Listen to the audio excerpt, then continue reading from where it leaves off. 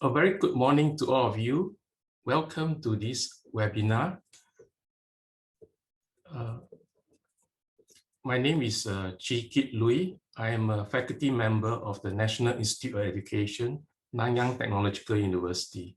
So if you are from Singapore, welcome. Today, this morning is in between the holiday yesterday and the weekend. So thank you for coming online. So this webinar is part of the New Education Normal webinar series organized by the Office of Education Research of NIE. So in this webinar series, we talk about topics, issues related to the new education normal, especially precipitated by the COVID-19 crisis and after the crisis. So we'll talk about preparing students for to be future ready. This webinar is also part of the CTE-STEM 2021 conference. So this slide shows a number of information on the conference. It's happening in 3 weeks' time during the June holidays in Singapore. And for teachers, if you'd like to know more about CT computational thinking, do come online. It's free for all teachers to attend, so no registration fees. And as you can see, we line up a number of very interesting talks for you. You have keynote speakers, and you also have a teacher forum on the 3rd day. That's 4th of June, where you hear a number of teachers sharing the best practices on teaching CT. As well, we have a student forum, which is organized by students to support them students in the computing subject, computer science subject. So there'll be talks, workshops, and demos.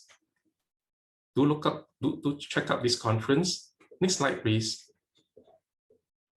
So this is a webinar. We have the speaker give the talk, and if any questions, do use the Q&A function to submit any questions you may have.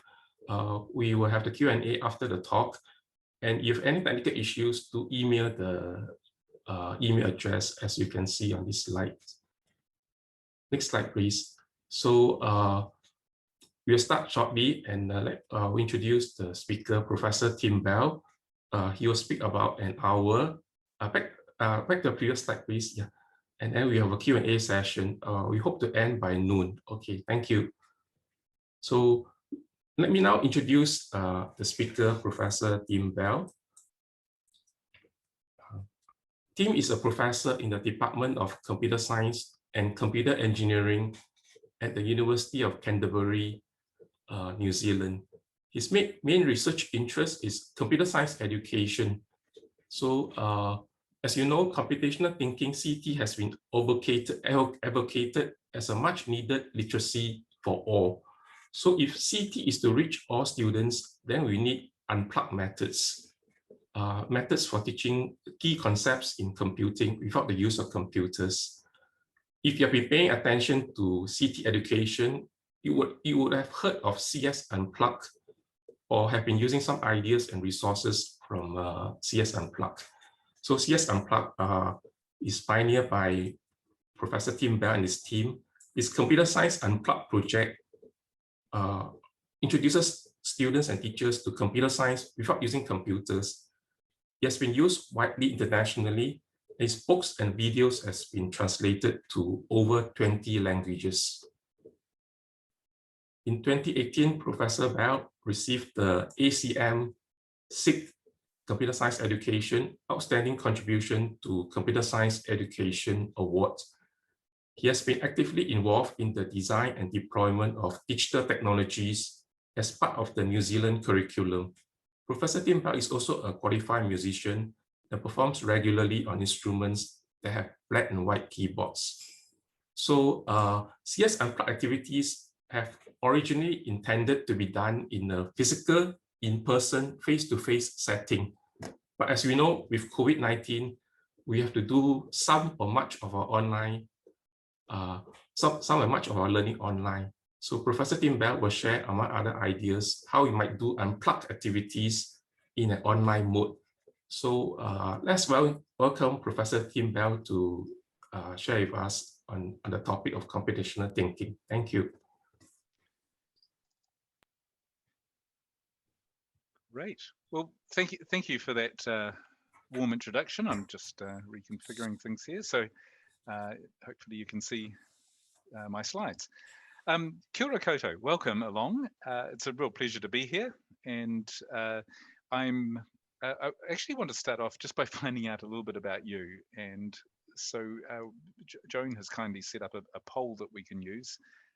And my first question, which hopefully will come up for those of you on Zoom, is just to find out who is here today. And if you could just click on that for what's your main role here. And thank you, that's coming through really well. So I'm picking up that the majority of people here are in the tertiary education sector. But we've got a number of teachers and who specialize in computing, and a number of teachers who don't, and a lot of people who are here because they're just interested. That's fantastic. That's great. And if we could go on to the next poll, I just want to find out whether any of you have used Computer Science Unplugged before, and so that I'm not going over stuff that you're already familiar with, or vice versa. So we'll just go to that second poll.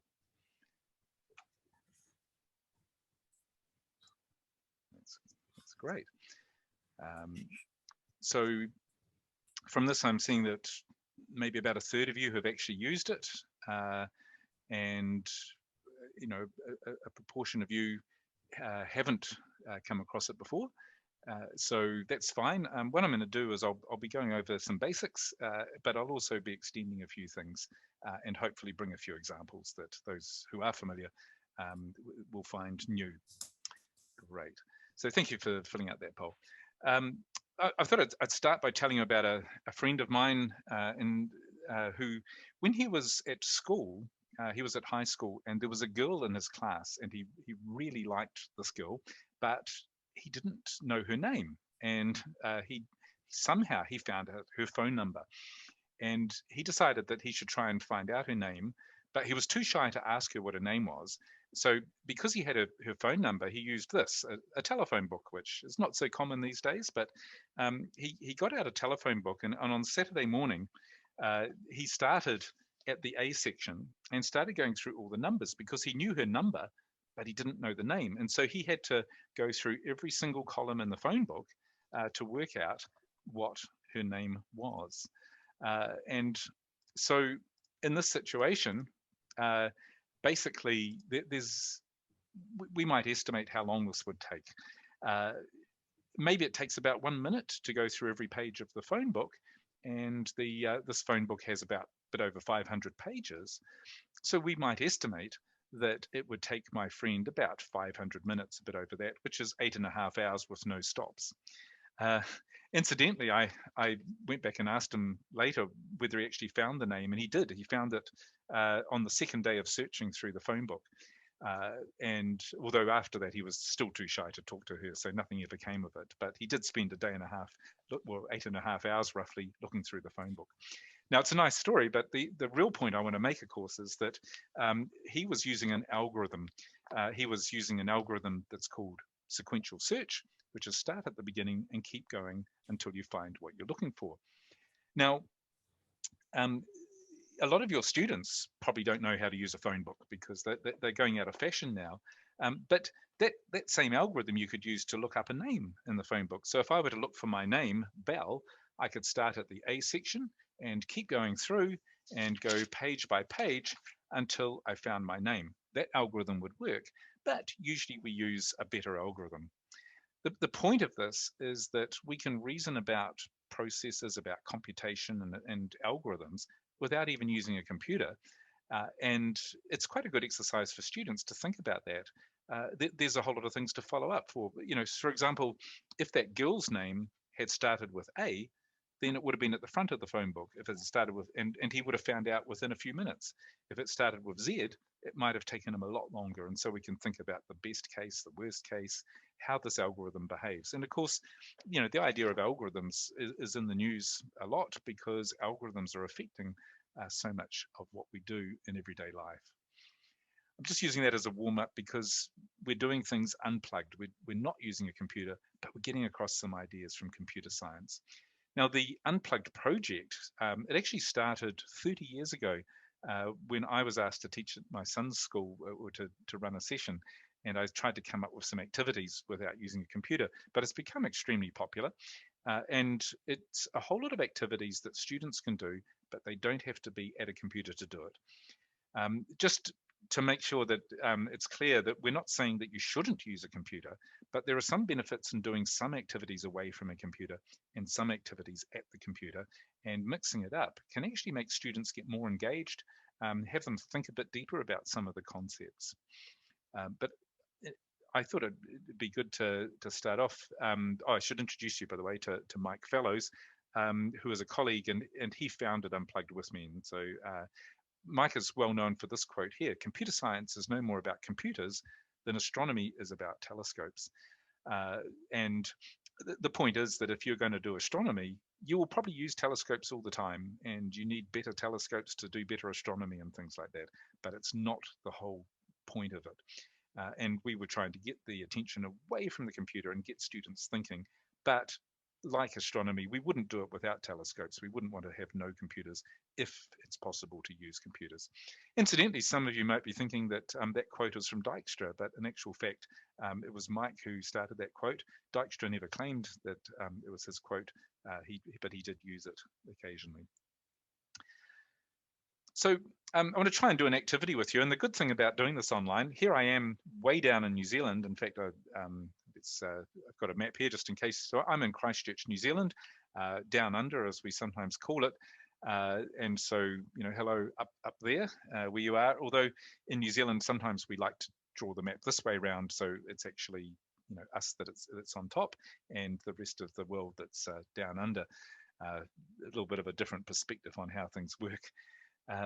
But because we can do things at a distance here, and a lot of teachers have been forced into doing things at a distance, I'll have a go at a few activities. Now, all of these unplugged activities, they're a lot more engaging if you're in person. It's a lot easier to do, but we'll see what we can do at a distance. So first of all, I want to look at digital technology, and what makes it digital is just these zeros and ones, these digits. Everything in digital technology is numbers, digits. And what makes it really good is that computers, devices, phones, tablets, and so on are very good at storing these digits and processing them. So I'm going to do a bit of an exercise. Now, normally, if I did it with students, I would either get the students to hold up some cards, or maybe one-on-one, they would be working with cards like this. But we're going to try and do it over a distance. And so I am going to, in fact, I'll try it out and see if I can use some physical cards that I've got here. So I've got 5 cards, and normally with students, I'd be saying, well, that card's got 1 dot, that card's got 2 dots, and I'd ask them how many dots on the next card, and they would typically say that it's 4. Actually, I just want to check, is that coming through? Are you able to see the yellow cards here? Yes, we can see it, yeah. That's fine, cool. It hasn't got the magic green line around it on my screen, so I'm worried that Zoom has cut me off. Great, thank you. So yes, it's 4 dots, and then pretty soon students can work out, oh yes, it must be 8 dots next, and 16 dots, and we get them to work that out for themselves. So communicating very little information to the students. And then the challenge is that using these cards, the only rule is that the card is either hidden or not hidden. So if I hide those cards there's exactly 12 dots showing.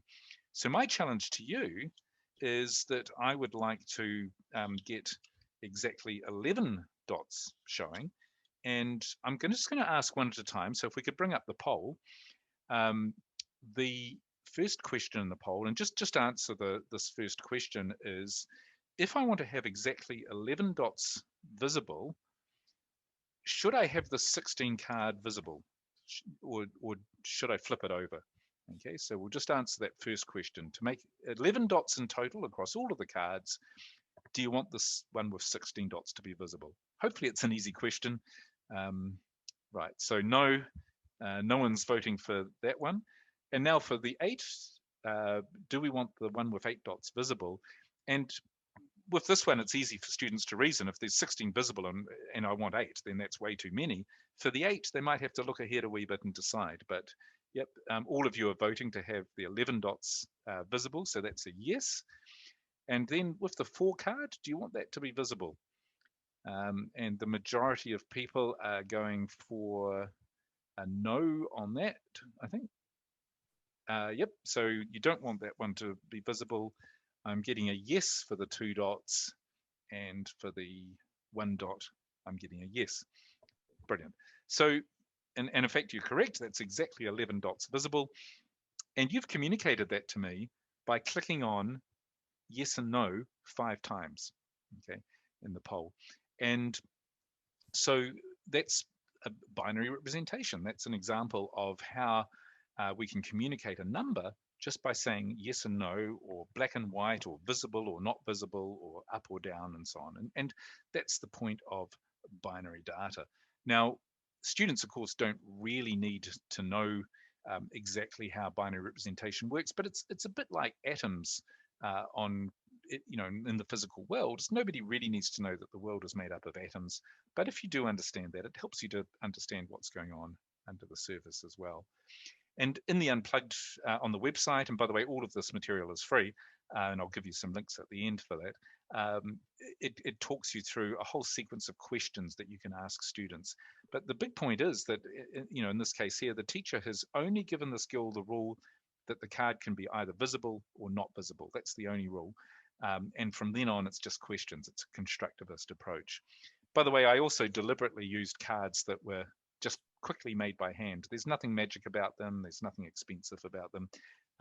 You can make them very quickly. And in particular, when you're doing things at a distance over Zoom or an online system, you can ask students to make their own cards very easily and then get them to manipulate them to do things. So in some ways, the distance actually helps us with this because people are just sending yes/no communication. Sometimes I get the students to do it in chat. So they're just typing a Y or an N into the chat for each question. And then we can generalize that to all sorts of questions that have binary answers and communicating information. There's also an online version of this in the field guide, which is another document that we've put together, or website. It's more intended for high school students, and it's less interactive, but some of those are quite useful when you're working online because students don't even need physical equipment. It's got a lot of the activities available that they can do online. Now, whoops, we've been through this poll, so I'll just skip that. If, depending on how old the students are and how advanced their mathematics is and so on, we can say, well, what would happen if there are more cards? In this case, we're going up to thousands of dots, 65,000. And one of the principles here is we're learning that for every card that's added, we can double the range of binary numbers. There's all sorts of neat patterns that occur with these binary numbers, and students often quite enjoy exploring that. They probably get a bit bored when they get up to 32,000 dots on a card. Don't try and color in the dots particularly. But there's also, for more advanced students, we can think about things like, here are the 5 cards that I just had, but what is the card to the right of the 1 card? And often they'll start by saying, well, maybe it's 0, and then you can get them to discuss what it might be. And then sometimes they might think it's -1 or something. But of course, if you scaffold them through the values, how do you get 2 from 4? How do you get 1 from 2? What's the relationship after 1? And they pretty quickly realize that it should be a half and a quarter and so on. And that gets us into fractional values. It then also gets us into the possibility of using numbers to represent letters of the alphabet. So for the English alphabet, again, normally I get students to come up with this themselves, but they might suggest that the number 1 could be the letter A, the number 2 could be the letter B, and so on. And so now we've got the possibility that just by using yeses and nos, zeros and ones, we can communicate words or letters. One way of doing that is this student here has got 2 different colored beads, blue and white, or large and small, and that is actually spelling out her initials as a necklace, because we've got 10100 and then 0001 and so on. And so those beads actually contain her initials. If your kids don't want to wear a necklace, then you can make it a bag tag, make some beads that they stick on their bag, and it effectively codes the initials. And there's many things you can do with art. But I thought I'd share with you one thing that is a completely different form of this art. And this is a piece of music. So my wife is a music teacher, and there was a digital technologies teacher who had done an amazing amount of work and sadly passed away from cancer last year. And on the day that he died, she wrote this piece of music here that actually encodes his name into music. And the way that it works is that a low note in the tune is a 0, and a high note in the tune, so basically if it's in this pink area up here, it counts as a 1. So this part of the tune is 00111, and this over here would be 00101. So each note represents a binary digit. You then look up what that number is. So using the cards that we just had, we know that 00111 means the number 7, and the 7th letter of the alphabet is G. I'll just play a bit of this tune to give you an idea, because it's a binary representation in a very unusual form.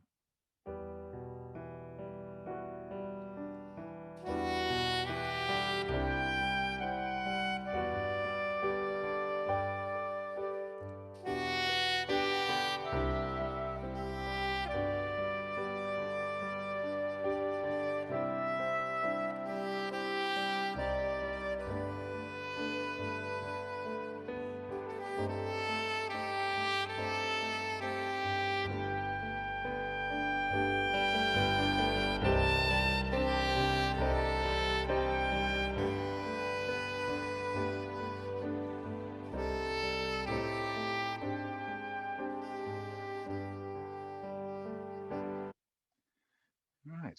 So a very poignant piece of music, but of course, not everything has to be quite as morbid as that. But that was played at his funeral and was really appropriate because he was so passionate about things digital. And so, for those of you who don't specialize in computing as your subject, what is something in your subject where you might use a binary representation for what you're doing? And there are many ways that those kind of values come up in different subjects. Right, I'll just get back to where we were. So that's a whole lot of unplugged ideas just around basically the total equipment needed is either some cards and discussions online, giving students things to think about and so on. One of the things that drives a lot of this for me, I think, is captured in this quote by Albert Bandura, which you may have come across, but he pointed out, he's a psychologist who said, everyday life is increasingly regulated by complex technologies that most people neither understand nor believe that they can do much to influence. And that's not a great situation. I talked earlier about how our lives are controlled by algorithms if you're using social networks. In fact, interestingly, I heard our Prime Minister talking this morning, Jacinda Ardern, was talking about algorithms on the radio and about how algorithms are affecting social networks and radicalization and things like that. And you know that your discipline is creating some interest if a word like algorithm is appearing in a discussion from the Prime Minister of your country. The thing is that we want to turn this quote around and have it so that instead of saying that people don't understand these technologies, that they do have some chance of understanding it. And also that they might even think that they can influence it.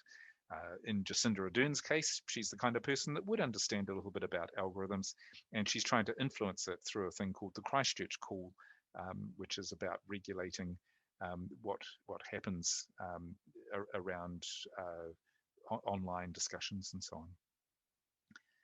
Now, if we look at the K-12 curriculum, in many countries, this thing called computational thinking is turning up, and teachers are being able to ask to teach all sorts of topics, computer graphics, artificial intelligence, security, programming languages, programming styles. But 3 of the things that I find teachers really get a bit nervous about is these 3 words here. I call them the ABC of scary words: algorithms, binary and coding. Well, we've already discussed two of these things. We've already looked at how binary representation works. And to some extent, I've talked a wee bit about algorithms, but I thought it would be interesting to do that in a semi-unplugged style again. Now, for this one, I'm going to bring up a website from the Computer Science Field Guide. And the way that this page here works, and I'll just bring it up on top of this, is that there are 11 values on this page, and they are hidden behind these squares. And so I'm just asking you to do this exercise in your own mind. We could have done this as a bit of a poll, and if it was a small class group or something, we could probably get people to type into the chat what they think the answer is. But what I'm going to do is I'll click on this first square here, and it's got the number 981 behind it. But my challenge to you is to find out what is the biggest number behind any of these squares. So 981 behind that one, this one, 956. And the way that I'm doing it, of course, you have to try and keep track of this, but you only need to remember the highest one so far, hopefully. So 958, 936, 913, 982, 906, 990, 986, 905, and 907. So I've now shown you 11 numbers, and I'm interested in which of those numbers is the highest one. I haven't set it up, but I could ask you to type into the feedback. But for me, I was trying to remember what the highest one as I went along, and I think it was 980. Maybe you got that, maybe you didn't, and I'll just submit into the site. And actually, I got that wrong. So I probably wasn't concentrating quite enough with that. Some of you are probably frustrated now because you know what the correct answer was. The thing is that this website will give you a different value every time. So if I reload the website, it will be different random numbers. So I really don't even know what the answer is. But the more importantly, what we're doing here is that I'm getting you to solve a problem, find the largest number, and you have to make up your own algorithm to find that problem. So one of the questions I would ask students is, how many numbers did you have to remember? There's 11 numbers here, but did you remember all 11 of them to come up with the answer? And generally, they'll very quickly be able to tell me, no, I only had to remember one number, and they can describe what that number is. It was often they'll start by saying it's the highest number. In actual fact, with a bit of discussion, they'll realize it's the highest number so far. So if I reload this website and click on that, the highest number so far is 774. And I click on that, and I'm applying an algorithm. I'm comparing the 803 with the 774 that I was remembering. 803 is larger, so I will remember 803. That one's smaller, so I'm just still remembering 803. Well, that one's bigger. Actually, I've forgotten what it was, 898. Yeah, so I remember 898. And any of the ones that are smaller, I'm just going to not bother about them. I'm comparing them all with 898. And that one's 940. That was bigger than the 898. So I think the biggest one was 940. I'll type it in, submit it, and I've got it correct. It says I could have been more efficient. That's because I clicked on a couple of things twice, and I only need to click on them once. But now, as a student, I've started to come up with an algorithm. I'm remembering one value, and the algorithm is compare it with the next one. If it's bigger, replace the one I'm remembering with it. If it's not, just carry on to the next thing. And as an algorithm, that's got all the elements. They're all computational elements. And in fact, that particular algorithm is not too hard to write on a computer. And I've, in fact, you can write that in any programming language. I've written it here in the Scratch programming language. And one of the things we like to do with an unplugged, so that previous activity was unplugged, you weren't programming, and we could have done it without a computer. I could have just had some cards with numbers on that I put on the desk, and you look at them and so on. But with the programming side of it, I've simulated exactly what the students have just been walking through. And so here it is. It asks, what's the first, we're looking for the high score.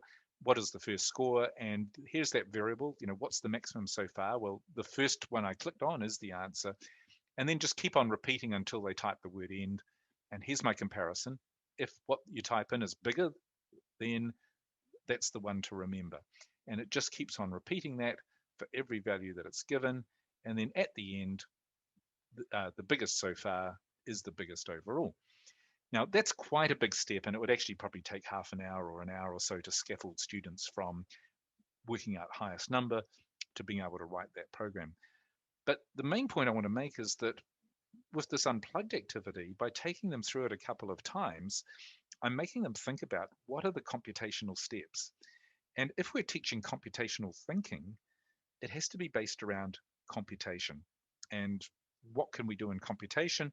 Well, the main things we can do in computation is things that you can write programs for, because in the end, a computer can only do things that the programs can tell it to do.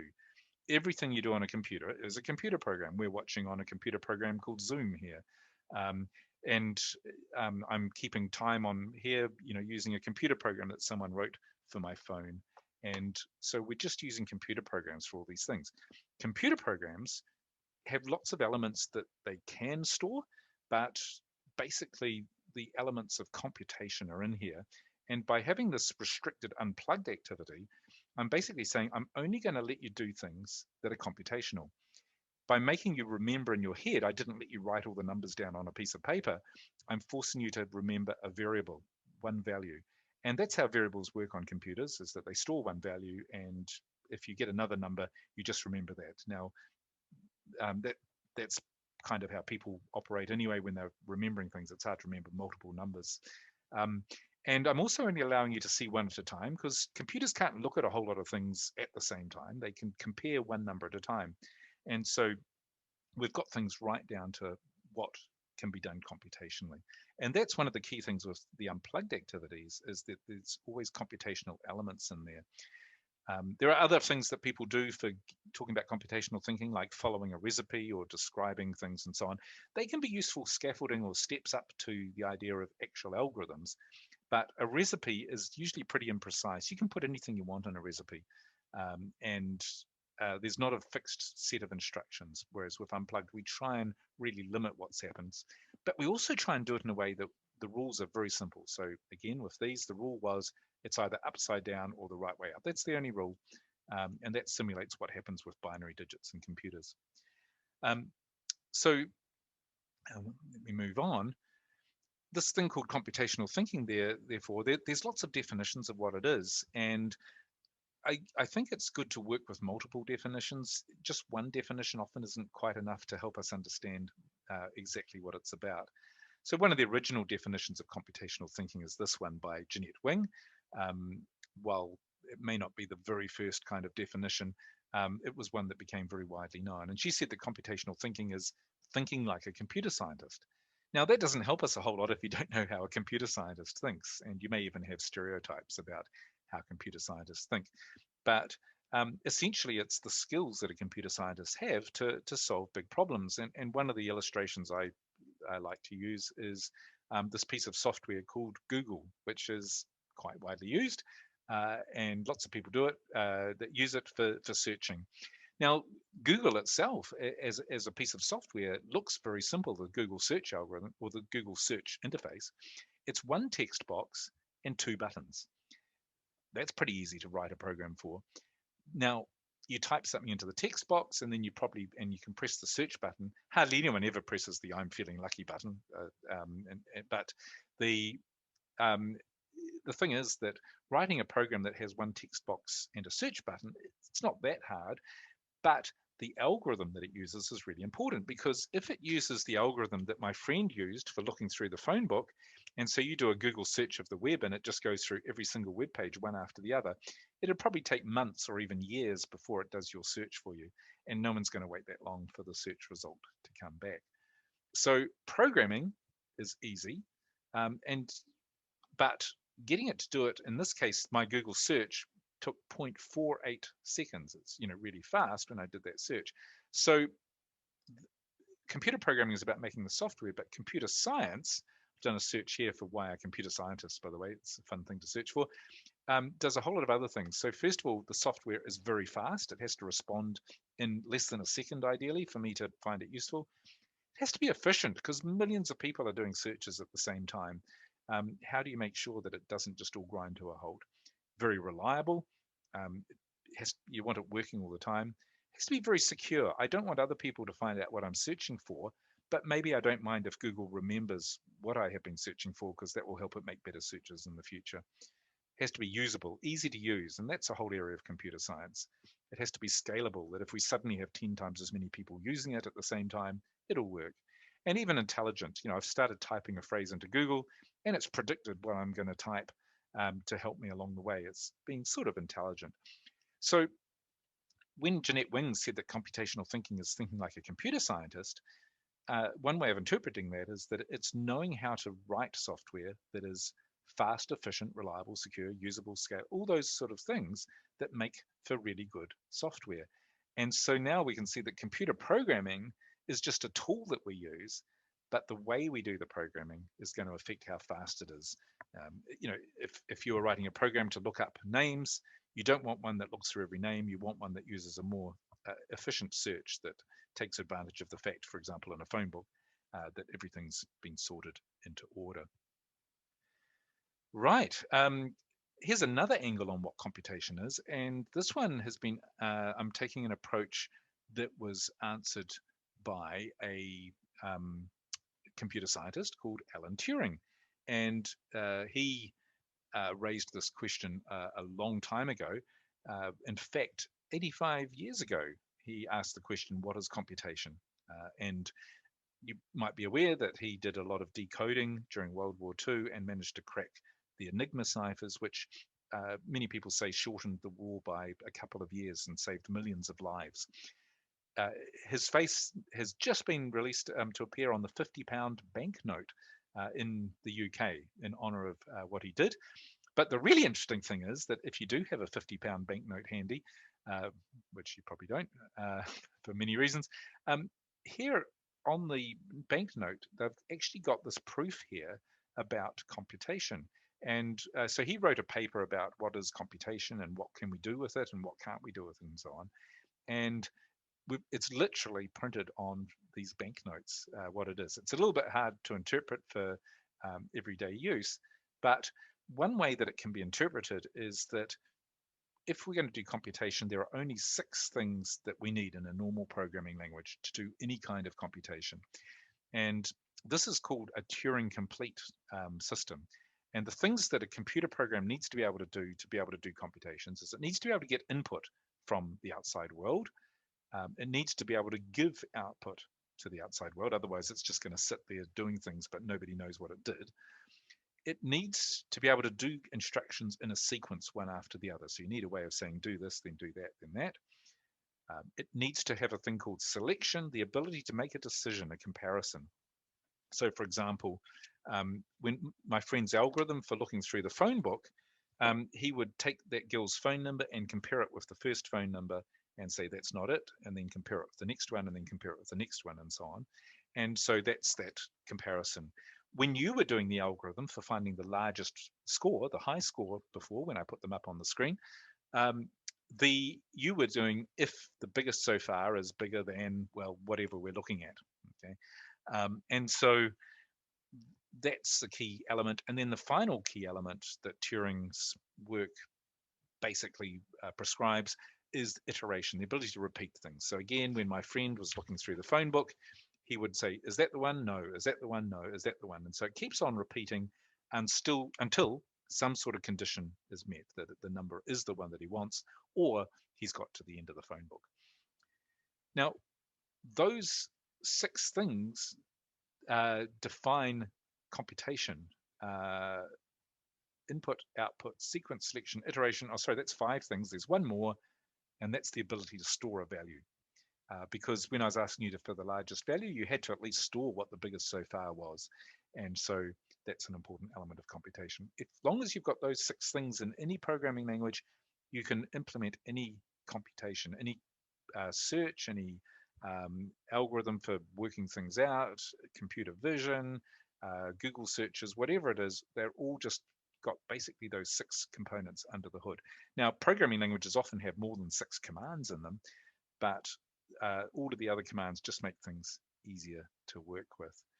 Now, to illustrate some of those elements.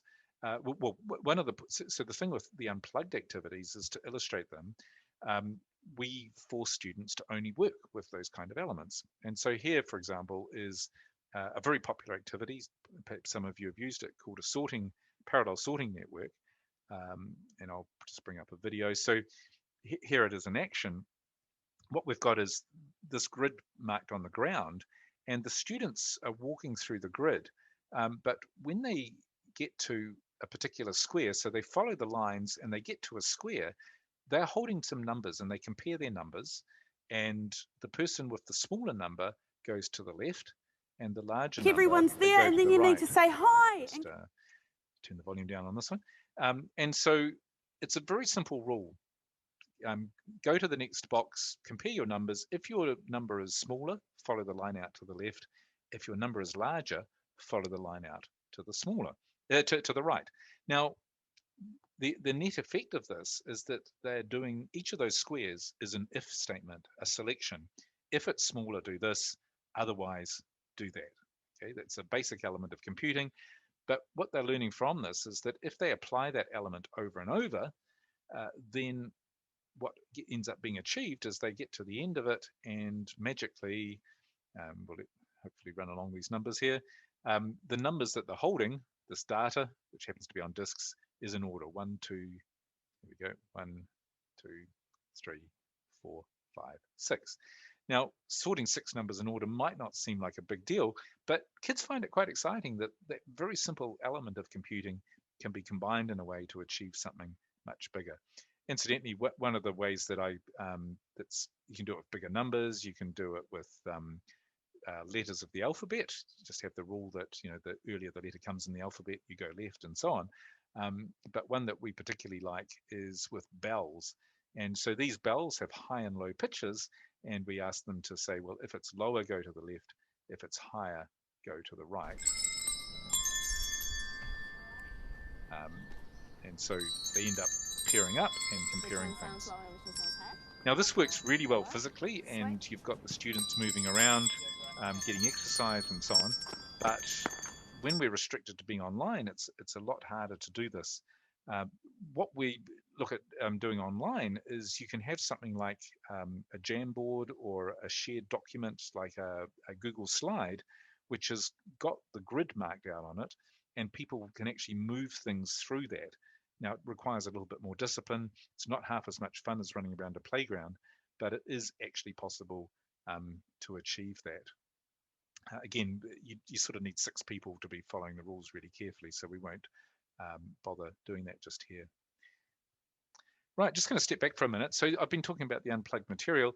I just want to emphasize that it's all available free, and it's all available under Creative Commons Share Alike. And this also means you can download it, you can improve it. As has already been mentioned, as Chika mentioned, it's available in lots of translations as well. But if anyone wants to improve a translation or work on it, that's very welcome. The website itself looks like this, and in fact, I might just go to the website so that we can look at it live.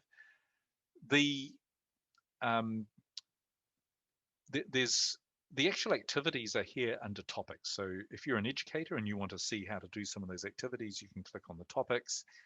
And for example, the sorting networks that I was talking about are here, and the binary numbers activity is here. At the moment, we're gradually moving a lot of the activities to this new website where it's presented a lot better for teachers. But we do have this classic website here, which has got a lot more activities on it.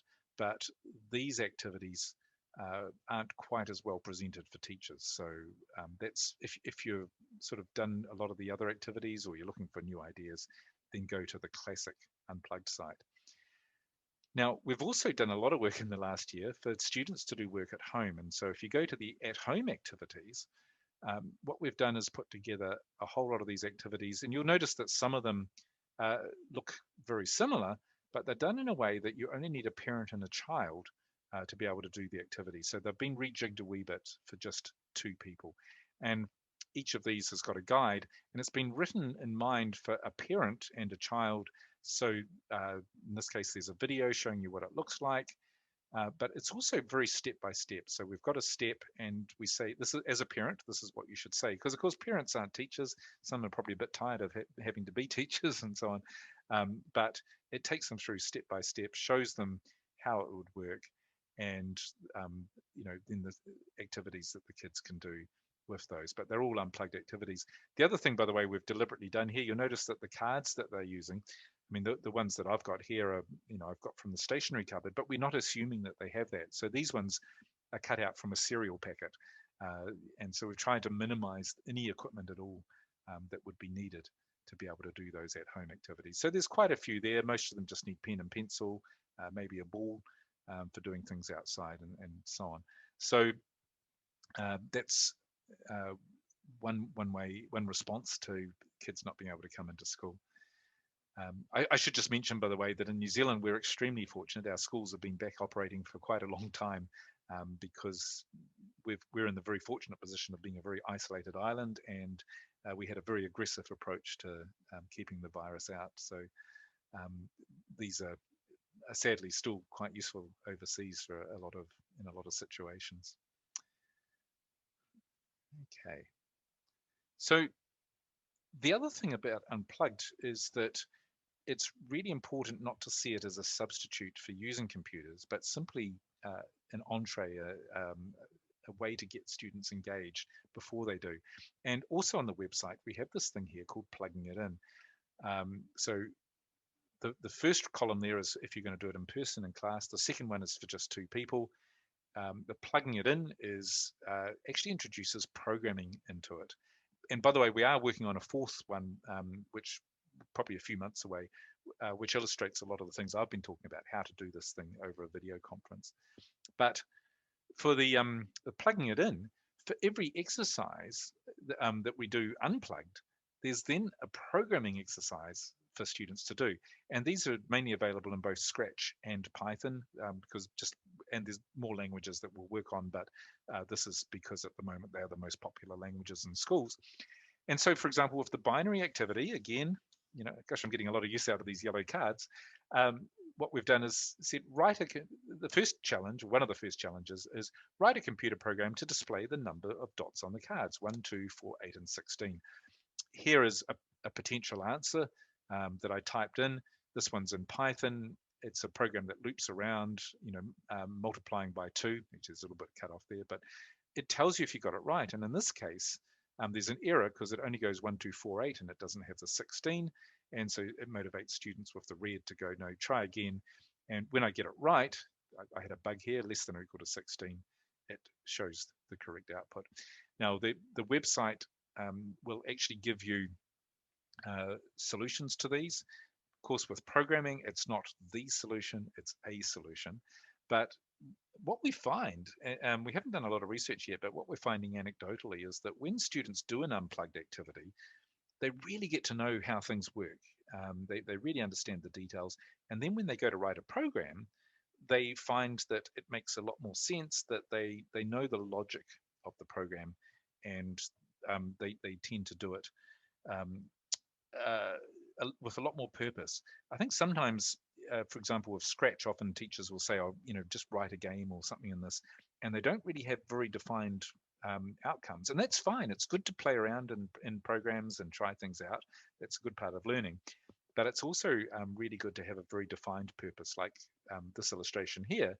I know I've done the right thing because it's got the numbers 1, 2, 4, 8, 16 as the output, and that seems to really engage students. They've done it unplugged. It was a game. Now they're teaching the computer what they learned in the game. Right. I'm going to do a slightly different activity, and this is a classic computer science unplugged activity, and it's one that some of you may have come across, but I'll just very quickly go through how it works. So what happens is it looks like a magic trick. We get students to put down some cards. So this is mainly the students have put down all of those cards there in a 5x5 grid. And then the teacher adds some more cards. So all of those cards were chosen by the students. And now the teacher is adding more cards, which she will say, well, this is to make it harder. I'm adding more cards to this because I'm going to try, she's going to try and remember what they are. The truth is, of course, the extra cards make it easy to figure out what's going on. So what happens now is the teacher looks away. Hopefully that's about to happen. Okay. And the students are asked to flip over one of the cards. So she's chosen a card there at random to flip over, and the teacher looks back. And the challenge for the teacher is to work out which card has been flipped over. There's 36 cards there, and she got the right one. And the look of surprise on the kids' faces is kind of cool because they think that there's some kind of magic going on or whatever.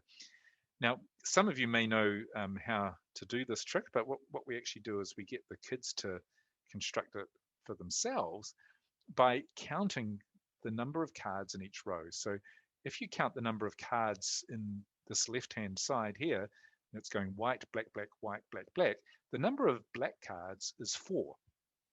The next row here, there's 2 black cards. The next row, there's 2, then 4, then 2, then 4, and then 2, sorry, in that last one.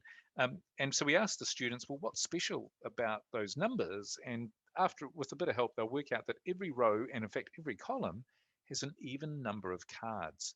Now, that didn't come about by chance, but because, of course, when the teacher was putting down the cards, if we rewind back to here, yep. So she's putting down a card there. That row that she's about to add it to has got 3 black cards. We want it to be an even number, and so she deliberately puts down a black card. The next one, it's got 2 black cards, so she put down a white card. And the details of exactly how to do that are in the book, but what we do is, of course, the students, we ask them, do you really want to know how that works? And so she takes them through it. They work out how to do the cards. Basically, when one is flipped over, there's an odd number in that row and column. And so now what she's going to do eventually, yep, she's putting the cards back up there, is one of the students is now looking away, and they flip over a card. And so the student has understood this idea that if there's an odd number of cards in a row or an odd number in a column, there's something wrong. So she's scaffolding the students one line at a time. Is there an odd number or an even number? And the students decided that last column has got an odd number in it, so one of those must be wrong. And then going along these ones, the student says, well, hang on, there's an odd number. There's only 1 black card in that row. And so she's put an arrow on it.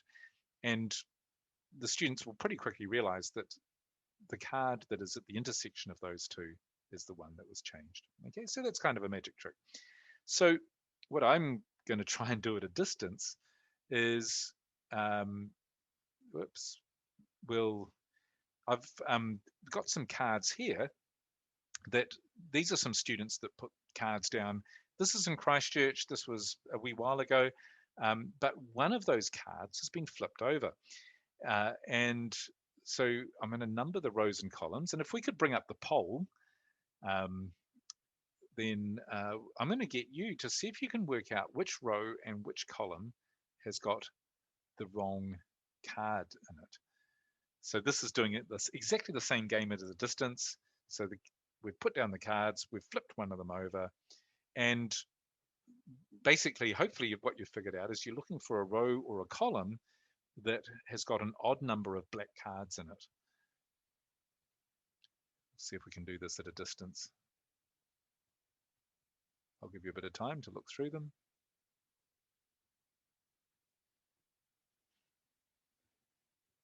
Okay. So one person's figured out which row, which column. Getting a few votes here. Excellent.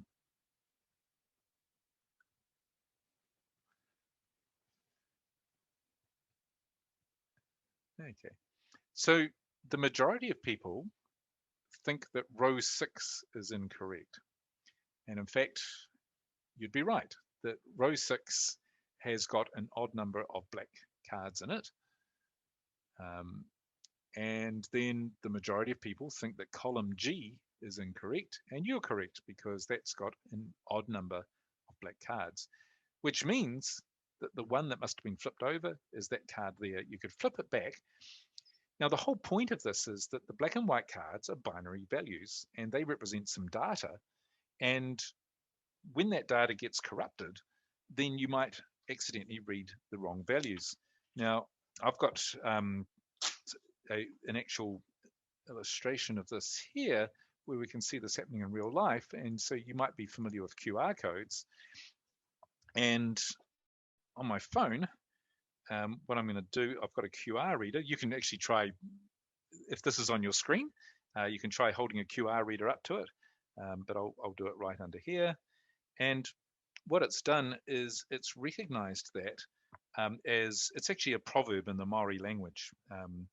And we might come back to this proverb later on, but it's read those characters out of that barcode. Now that's fine. We're probably used to working with those, but what happens if I change one of these black zeros and ones from white to black?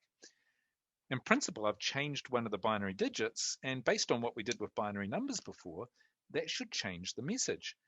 However, if I scan that, and it might not be completely obvious in this case, but that message is absolutely identical. Even though I changed a binary digit, it hasn't changed the message. And so let's try changing a couple more of these binary digits. So I'm putting some black ones in where it used to be white, and I'll try scanning that. Is that going to give me a different message? Well, no, it's giving me exactly the same message. And what's happening here is exactly what happened before when you were looking at these, is that some of those binary digits, those bits, those digits were changed, but it's using an algorithm, it's an error correction algorithm, to work out which one was changed and changes it back to the correct value. And in fact, it's kind of fun to play with these. Let's get a bigger pen. And here it is. Yep. We can actually wipe out just randomly quite a few of these, and this is kind of fun for kids to try at home. Even when I did that, it scanned okay, but eventually, if I wipe out enough of these, then as with that game, now in the game that we were playing before, if you flip two cards, it's actually not possible to tell which two were flipped. You can tell something's wrong because you'll have the odd numbers there, but you can't put it right. Good heavens, that one's still read it okay. Okay, perhaps I need even more black ink all over my picture here to see if it can stop it from reading it correctly. Okay, now it's really struggling. In fact, it's not able to read it. But the interesting thing here is that it's not reading the incorrect values. It's simply just saying, I can't read that. It's too many of these bits, these binary digits have been changed. I'm not sure if you use QR codes for this in Singapore, but here in New Zealand, here's we have these QR codes all over the place. And this one I got off a door. You notice that it's been ripped and a lot of the black things have turned into white. This one still scans okay because it's got damage to it. And that applies if there's, maybe a bit of light reflecting off it and things like that. So that's where this thing gets applied in everyday life. But then if we look at the Unplugged website and go to the topics, and within this, error detection and correction. So here's the explanation of how that works. It's called parity, that particular correction method. And you can go to the programming challenges, and then there's a whole lot of challenges here for students to implement programs. In this one, it's just counting how many black squares there are. And the way this works is, if, in fact, I've got a Scratch program here that we can run. And so we can just type in black and white and black, black and white. And you notice that it's counting the total number of black cards up here. And there's a solution provided for this. Ideally, students don't go and look at that. Whoops, clicked on the wrong button.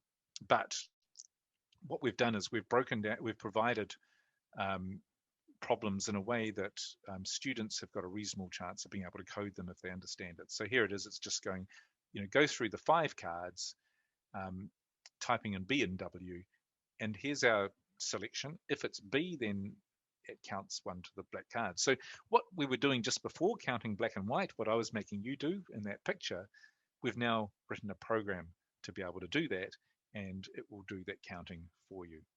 And the main point being that students can connect the programming to what they're doing in the unplugged activity. Well, there's a few ideas, hopefully a bit of an illustration about what unplugged is, about how we use it, and so on. Just to wrap things up, what I want to do is I just want to, I've mentioned in passing, but just to reinforce that we've also got this other website called the Computer Science Field Guide, which is aimed more at high school students. It has things in the spirit of Unplugged. It's got activities that you can click on that you can try out, but it only needs one person and they're using it in the system. So that's also another way that if you're unable to be there in person, some of these activities can be done by students at home. The proverb, by the way, that I put up before that I was scanning off the QR code is actually a Maori proverb from the indigenous people of New Zealand. And this proverb existed way before my ancestors came to the country of New Zealand.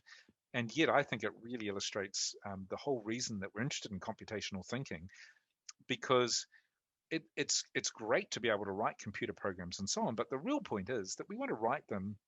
Remember, thinking like a computer scientist, we want to write them in a way that they're really fast, that they're really easy to use, that they're intelligent and so on.